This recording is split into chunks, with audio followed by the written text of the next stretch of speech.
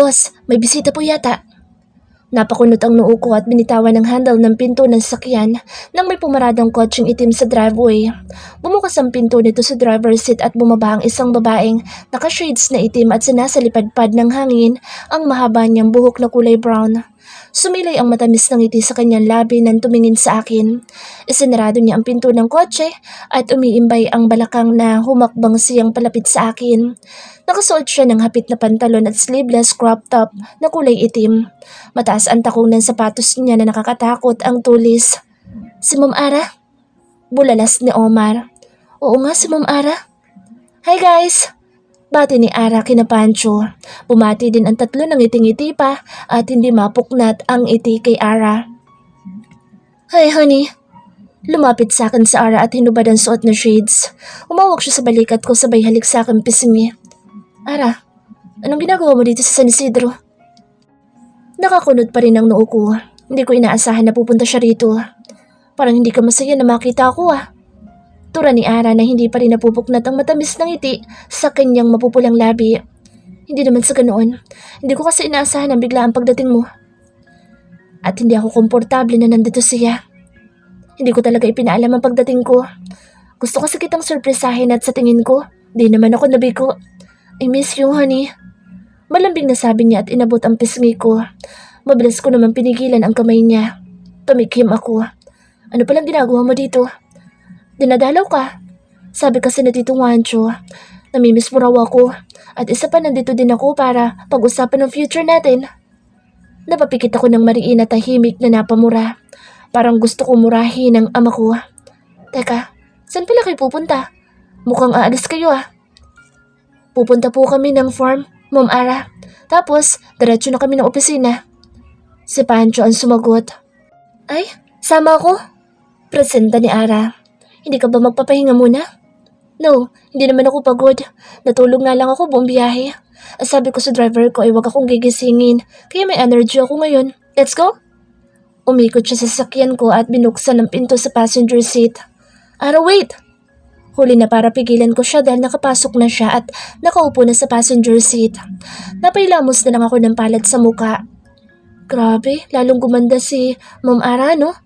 Sabi ni Pancho. Oo nga. At bagay pa rin sila ni Boss. Segunda pa ni Omar.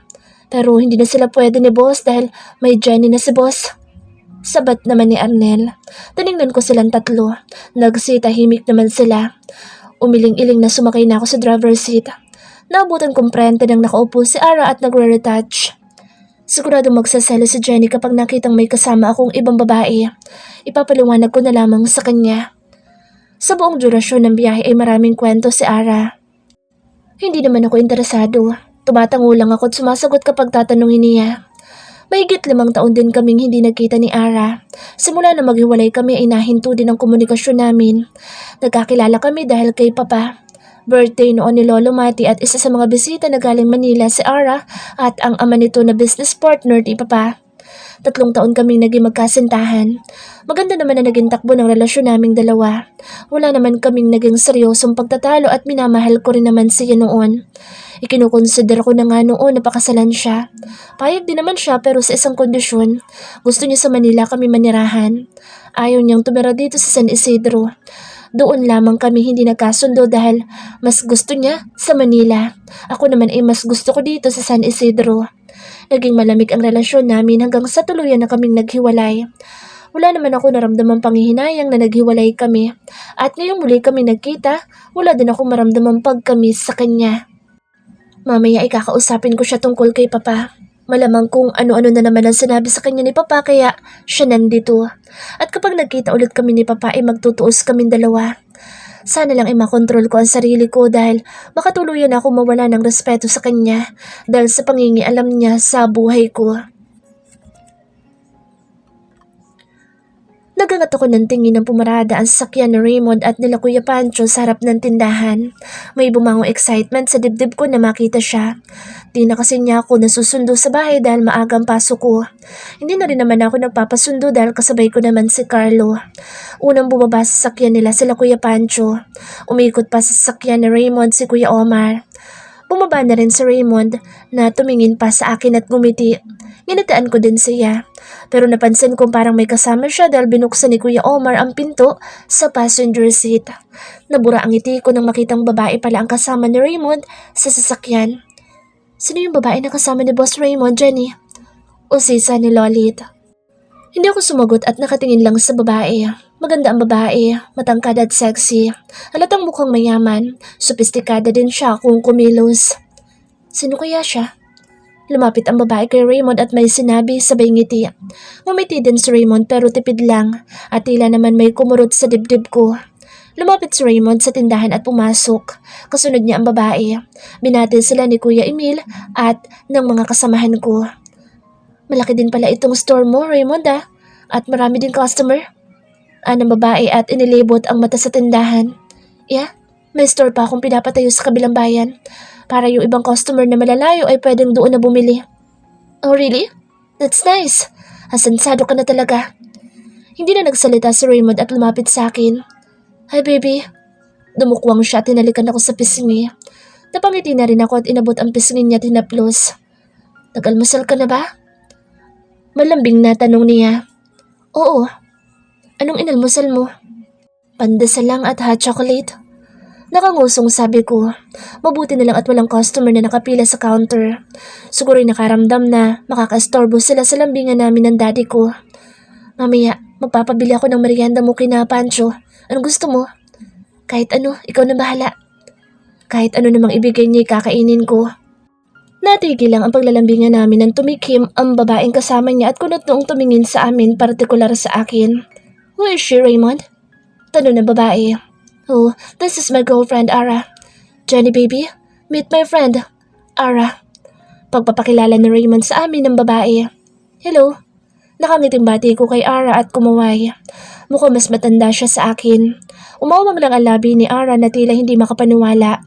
So, friend pala siya ni Raymond? Pero bakit may kakaiba ko nararamdaman sa kanya? May girlfriend ka na pala? I thought you're single, sabi ni Tito Wancho. Kunot noong sabi ni Ara. Kumunot na rin ang noo ko dahil binanggit ang pangalan ni Sir Wancho. Pumundo lang kaba sa dibdib ko. Hindi kaya si Ara ang babaeng tinutukoy ni Sir Wancho na babaeng nakatakdang pakasalan ni Raymond at dati ring kasintahan? Tumingin ako kay Raymond. Matiim siyang nakatingin kay Ara. Well, Papa, lied to you. Umikot ang mata ni Ara at lumabas ng store. Bumalik siya sa sasakyan ni Raymond.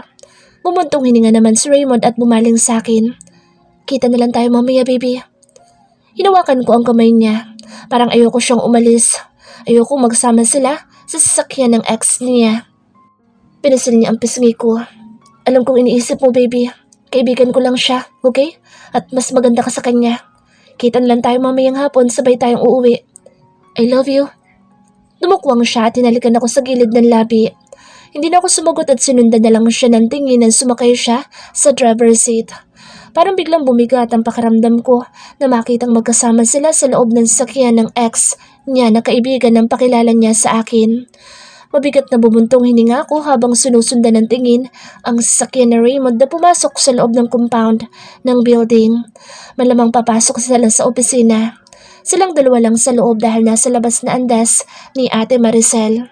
Ipinilig-pilig ko ang ulo kung ano-ano na ang pumapasok sa isip ko. Napapraning na naman ako. Mamaya kakausapin ko si Raymond. Kaibigan ang pakilala niya pero ex pala. So, kailan pa kayo nag-girlfriend mo? At mukhang ang bata pa ng girlfriend mo Sambit ni Ara pagpasok namin sa opisina. Magsi 6 months na kami. Sabi ko at naupo na sa swivel chair. Si Ara naman ay naupo na rin sa couch at tumikwatro. How old is she? Ang bata niya talagang tingnan. She's 21 years old. Namilog ang mata niya. 21? Ang bata niya nga. Oh my God, 20 years ang tanda mo sa kanya. Anong 20 years? 16 lang. Asik ko kay Ara. Tumaas ang kilay niya. Di ba nasa 40 ka na? Nagsalubong ang kilay ko. Anong 40? 37 lang ako. Ngumisi siya. I'm sorry. I thought nasa 40 ka na kasi naman sa tito.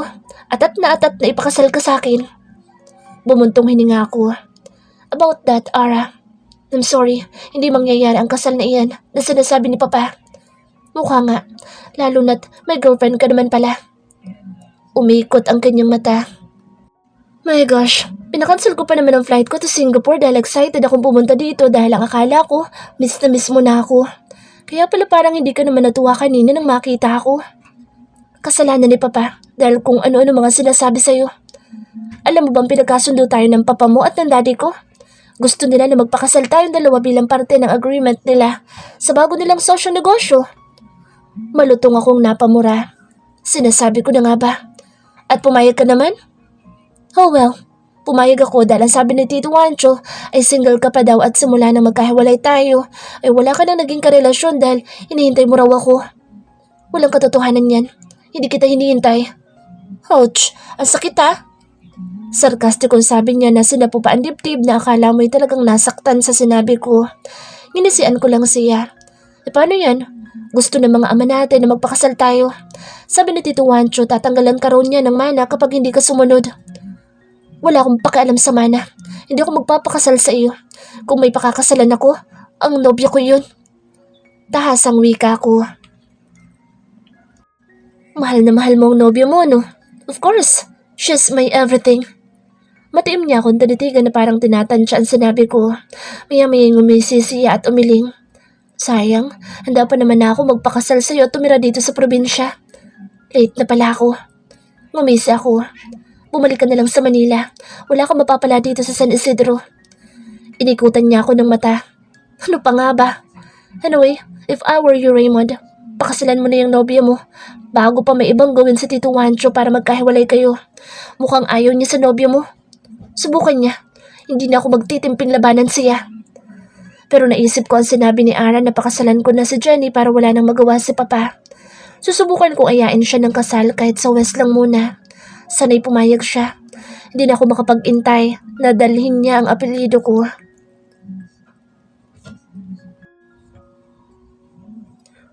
Wala akong kangiti-ngiti habang nasa biyahe kami ni Raymond pauwi. Nakahalukip-kip ako at nakatingin lang sa labas ng bintana. Ramdam ko naman na patingin-tingin siya sa akin. Baby, untag niya sa akin. Hindi ko siya nililingon. Bumuntong hininga naman siya. Alam ko, inis ka na naman sa akin dahil kasama ko si Ara kanina. Umikot ang mata ko. At least, hindi naman pala siya manhid. Sinong hindi maiinis kaibigan ng pakilala mo sa kanya? Samantalang ex mo siya. Sambit ko sa naiinis na boses. Natigilan naman si Raymond. Paano mo nalamang ex ko si Ara? Sinabi sa'yo nila Pancho? Sa lubong ang kilay na nilingon ko siya. Hindi. Yung papa mo nagsabi, si Sir Wancho. Umawang ang labi niya. Kinausap ka ni Papa? Bumuntong hininga ako at tumango. Hanggang ngayon nga ay mabigat pa rin sa dibdib ko sa tuwing maaalala ko ang pag-uusap namin ng ama na Raymond. Dinagdagan pa ng pagdating ng ex na Raymond, edi lalong bumigat ang dibdib ko. Inihinto ni Raymond sa gilid ng daan ng sasakyan. Anong sinabi sa'yo ni Papa? Lumingon ako sa kanya. Baka sa kanyang muka ang pag-aalala. Umugot ako ng malalim na hininga. Wala naman sigurong masama kung sabihin ko sa kanya. Karapatan niya ring malaman na ayaw sa akin ng ama niya. Kinausap niya ako noong nakarang araw. Sinadya niya ako sa store. Ang sabi niya, hindi niya raw ako gusto para sa'yo dahil masyado daw akong bata. May iba na daw na babaeng nakatakdang pakasalan mo. Yung dating kasandahan mo daw. Ang sabi niya, hiwalayan na daw kita. Malutong siyang nagmura. Baka sa kanyang mukha ang inis at galit. Sinabi niya yun? Lumunok ako at marahang tumango. Chomhim. Inis na hinampas niya ang manibela. Kahit kailan talaga, kontrabida siya sa buhay ko. Napamang ako sa nakikitang kilos niya na tila galit na galit sa kanyang ama. Mukhang hindi sila okay ni Sir Wancho. Bumalang sa akin si Raymond pero bakas pa rin sa mukha niya ang inis sa ama. Hinawakan niya ang aking kamay at pinisil-pisil. Jenny, huwag ka makikinig kay Papa, okay? Walang katotohanan na sinabi niya. Hindi ako magpapakasal sa ex ko sa kahit na kanino. Kung may pakakasalan man ako, ikaw yun. Napakagatlabi ako. May sumibol na tuwa at kilig sa puso ko. Pero ayaw sa akin ng papa mo. Mabigat pa rin sa loob ko na ayaw sa akin ng papa niya. Ibig sabihin hindi pa ako lubos na welcome sa pamilya niya. And so, hindi naman siya pakikisamahan mo kundi ako. At saka gustong gusto ka ni Lolo. At ang mas importante ay tayong dalawa. Dinala niya ang kamay ko sa labi niya at pinupog iyon ng halik. May punto naman siya. Hindi naman ang ama niyang pakikisamahan ko. At least si Lolo Mati, botong-boto sa akin. Pero kahit na, hindi pa rin maalas sa loob ko ang pag-aalala na ayaw sa akin ng ama niya. Sumimangot ako nang may maalalang bigla. Hinablot ko ang kamay na hawak niya. Napakunot naman ang noon niya. Danaasan ko siya ng kilay. Bakit kasama mo ang ex mo kanina? Akala siguro niya, makakalimutan ko yun Bumuntong hininga siya. Galing siya Manila. Pumunta siya dito dahil akala niya single ako at hinihintay ko siya. Naniwala siya sa mga sinabi ni Papa na namimiss ko siya. Pero kinausap ko na siya kanina. Sinabi kong may girlfriend na ako at hindi ko siya pakakasalan dahil ikaw lang ang gusto kong pakasalan. Inabot niyang pisngi ko tinaplos. Mapupungay ang kanyang mga mata. Ano sabi niya? Nagkibit balikat siya. Wala naman siyang balak magabol sa akin dahil may girlfriend na ako at hindi ako interesado sa kanya. Nagkamali lang siya dahil naniwala siya kay Papa. Ayun, bumalik na siya ng Manila. Kumagat labi ako. So wala na kaming problema maliban lang sa papa niya. Pero may agam-agam pa rin sa puso ko. Mahirap kalaban ng kapamilya ng taong mahal mo. Paano kung magpumilit ang papa mo na maghiwalay tayo? Kinuha niya ang kamay ko at tiningnan ako ng diretso sa mata. Wala siya magagawa, Jenny. Hindi niya ako kaya. Kaya huwag ka mag-alala. Hindi niya tayo mapaghihiwalay o ng kahit na sino. Pero may naisip akong paraan para wala nang makapagpahiwalay pa sa atin. Kahit si Papa pa. Ano yun? Dinala niya ang kamay ko sa labi niya habang hindi napupuknatan tingin sa akin. Kasal. Jenny, magpakasal tayo para wala nang sino man na makapaghihiwalay sa atin. Napasinghap ako at namilog ang mata sa kanyang sinabi, kasabay ng pagkabog ng malakas ng aking dibdib. Hindi ko inaasahan na yun ang kanyang sasabihin. Kasal? Gusto mo magpakasal tayo? Tumungo-tungo siya at diniin ang labi sa likod ng kamay ko. Marry me, baby. Napalunok ako. Seryoso ka ba, Raymond? Seryosong seryoso. Gusto ko magpakasal na tayo. Gusto ko rin ang ideya na magpapakasal kami. Lagi naman akong bukal sa pagsabi na someday gusto ko magpakasal sa kanya. Na siya lang ang lalaking gusto ko maging asawa. Pero yung agad-agad kaya ngayon, parang hindi pa ako handa at nag-aalinlangan ako. Marami pa akong pangarap.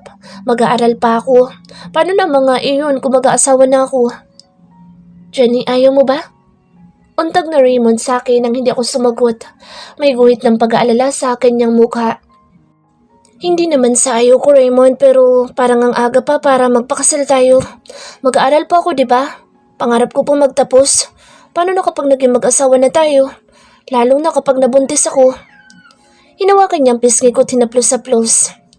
Jenny, hindi naman ibig sabihin na kapag nagpakasal na tayo at naging mag-asawa na, hindi mo na matutupad ang pangarap mo. Pwede ka pa rin mag-aral at makapagtapos. Tutulungan pa kita. Talaga? Bahagya siyang tumawa at pinisil ang pisngi ko. Yes po. Parang gusto ko nang umuo pero may isa pa pala. Paano pala kapag nabuntis ako? Di may hinto rin ako sa pag-aaral. Marami akong nakikita o ilang kilala na nag-aaral pa rin kahit buntis sila. Meron pang ang iba, may anak na. Hinahangaan ko sila sa tatag nila. Di hindi ka muna magbubuntis. Mag-iingat muna tayo. Makakapaghintay pa naman ako sa baby natin kung kailan ka ready. Napakagatlabi ako. Bakit ba sobrang mahal niya ako? Lahat na lang ginagawa niya. Pabor para sa akin. Paano ko siya ngayon hihindian? Yumakap ako sa batok niya. Sige na nga, magpapakasal na ako sa'yo. Buo ang loob na sambit ko.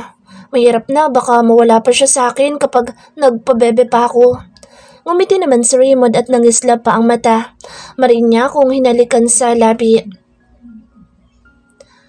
Hinila ako ni Carlos sa dulo ng hallway sa labas ng opisina ng mayor's office. Alam kong maraming tanong si Carlo. Handa ko naman yun saguting lahat. Ano yun, Jenny? Bakit kinasal kayo ni Boss Raymond ng mayor? Prank ba yun? Sunod-sunod na tanong ni Carlo. Kumagat labi ako. Natural lang na magulat siya dahil wala siyang kaalam-alam. Siya kasi ang kinuha kong witness sa side ko para sa civil wedding namin ni Raymond. Sa side naman ni Raymond ay sila Kuya Pancho. Hindi ko alam kung anong ginawa ni Raymond, basta ang bilis ng pangyayari. Noong isang araw lang namin pinag-usapan ang tungkol sa pagpapakasal namin, tapos nagulat ako kagabi. Nagsabi siya na magpapakasal na kami kinabukasan at kailangan ng witness sa side ko. Kaya heto si Carlo, ang kinuntsaba ko na walang kaalam-alam. Hindi prank yun. Totoo yung kasal namin. Mag-asawa na kami ngayon ni Raymond. Ngiti-ngiti na sabi ko at ipinakita sa kanya ang wedding ring ko. Gaga ka? Hinila niya ang buhok ko na ikinaigi ko. Ginusuan ko naman siya. Kinulat mo ako, alam mo ba? Mukha akong tanga kanina sa harap ni Mayor na hindi alam ang nangyayari dahil wala ka naman sinasabi. Dahil basta mo nila akong dinala rito. Sorry naman, biglaan kasi. Sumeryoso ang mukha ni Carlo. Magsabi ka nga, alam ba ito nila Mang Elias at ng kuya mo? Umiling ako. Hindi, dahil kung alam nila malamang nandito din sila. Huwag mo akong pilosopuhin. Sabunutan kita eh. So ano to? Secret wedding ni boss? Kumagat labi ako. Ganun na nga, Bax. Umawa ang labi niya. Kaga ka? Anong meron at may pa-secret marriage kayo ni boss? Siguradong magagalit sa Mang Elias at Kuya Joel kapag nalaman nito. Alam ko, pero wag mo na sasabihin sa kanila ha? Kami na ni Raymond ang magsasabi pero hindi pa sa ngayon. Nag-aalala din naman ako sa magiging reaksyon ni tatay at ni kuya. Alam kong hindi sila matutuwa sa lihim namin pagpapakasal na Raymond kahit boto pa sila sa nobyo ko. Ano ba kasing meron at parang atat naman kayo magpakasal ni boss? OMG, huwag mo sabihin buntis ka. Namimilog ang matang wika ni Carlo. Kagi, hindi. Ikinuwento ko sa kanya ang dahilan ng sekretong pagpapakasal namin ni Raymond. Ay, may ganong ganap? Di ka bet ng pudra niya? Bumuntong hininga ako. Gano'n na nga, kaya gusto ni Raymond magpakasal na kami para wala nang magawa ang papa niya. Ang haba ng hair mo, Bax. Hindi obvious na patay sa'yo si boss. Pero super happy ako sa'yo, bakla. Nakangiting sabi ni Carlo na kinikilig na. Thanks, Bax. Kaya nga ikaw ang kinuha kong witness eh. Siyempre, best friend at sister din kita. Aba dapat lang. Pero mas maganda sana kung sa simbahan kayo ni boss ikasal. Siyempre ako maid of honor mo. Walang nababanggit si Raymond tungkol sa kasal sa simbahan. Siyempre pangarap ko rin ikasal sa simbahan at maglakad sa aisle. Pero kahit wala na noon, ayos lang. Ang importante, kasal kami ni Raymond. Well, malay natin, ikasal din kami sa simbahan. Sana nga. Basta ang importante ngayon, Monte Carlo ka na. Ikaw na si Mrs. Jenny Monte Carlo. Ang may bahay ni Raymond Monte Carlo. Sabay kaming impit na napatili at kinikilig na nagyakapan. Natigilan lang kami nang may tumikim. Raymond, ikaw pala. Bumitaw na ako kay Carlo at lumapit kay Raymond. Inapit naman niya ako sa bewang. Congratulations po sa inyong dalawa, ng best friend ko, boss. Bati ni Carlo. Thank you, Carlo. Salamat din sa pagpunta. Naku, wala po yun, boss. It's my honor na makarating po sa kasal nyo. Tumango at ngumiti si Raymond. Anyway, baby, nag-preserve ako sa paborito nating restaurant. Let's go. Inaya din ni Raymond si Carlo. Sabay-sabay na kami lumabas sa munisipyo. Binati din ako ni na Kuya Pancho. Natawa pa nga ako dahil ma'am na ang tawag sa akin nila Kuya Omar at Kuya Arnel. Sabi ko wag na at Jenny na lang ang itawag nila sa akin dahil mas sanay ako roon. Talaga, Leo? Sigurado ka ba dyan? Napatayo si Don Facundo sa kanyang leather chair dahil sa hatid na balita ng private investigator. May umahang pag-asa sa kanyang dibdib. Yes, Don Facundo. Sigurado ako. Nasaan ang puntod ng babae? Nasa himlayan lang po sa bayan. Kumunot ang noon ng Don. Sa public cemetery mismo sa bayan? Dito sa San Isidro? Yes po.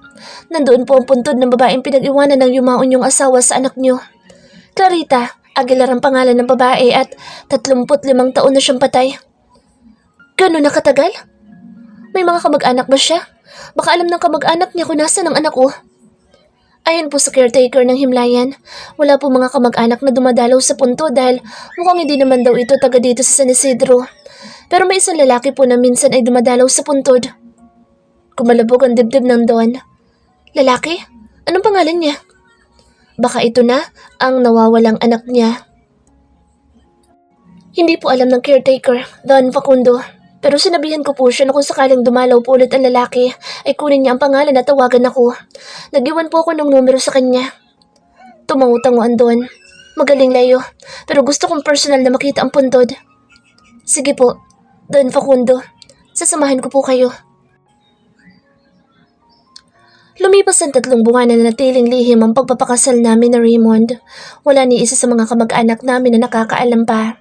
Sa ngayon ay nag-e-enjoy naman kami sa secret marriage namin dalawa. Asawang-asawa ang papel niya sa akin. Kahit busy siya, hindi siya nakakalimot na sunduin ako sa bahay at sabay kaming papasok.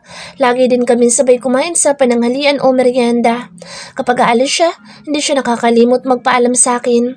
Lagi din niya akong ina-update kung nasaan siya. Binibigyan niya rin ako ng allowance kahit nagtatrabaho naman ako. Ayoko ngang tanggapin pero makulit siya. Kaya tinatanggap ko na lang iyon at itinatabi. Dahil sikreto ang kasal namin ni Raymond ay hindi pa kami nagsasama sa isang bubong. Pero ang nagsisilbi namin bahay ay ang rest house niya. Doon kami naglalagi kapag walang pasok. May mga damit na nga ako doon. May ilang beses na gusto na ipaalam na Raymond kay tatay at kuya Joel ang estado na relasyon namin. Nakasal na nga kami. Pinipigilan ko lang siya dahil natatakot pa ako. Siguradong magagalit si tatay.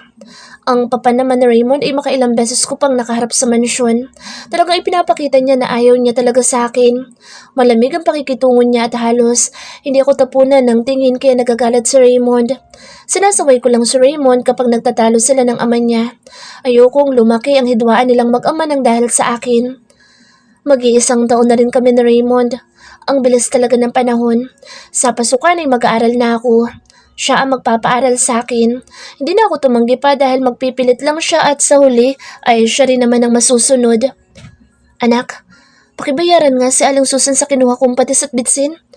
Baka makalimutan ko. Utos ni tatay at inabutan ako ng 20. Ako na magbabayad, tay.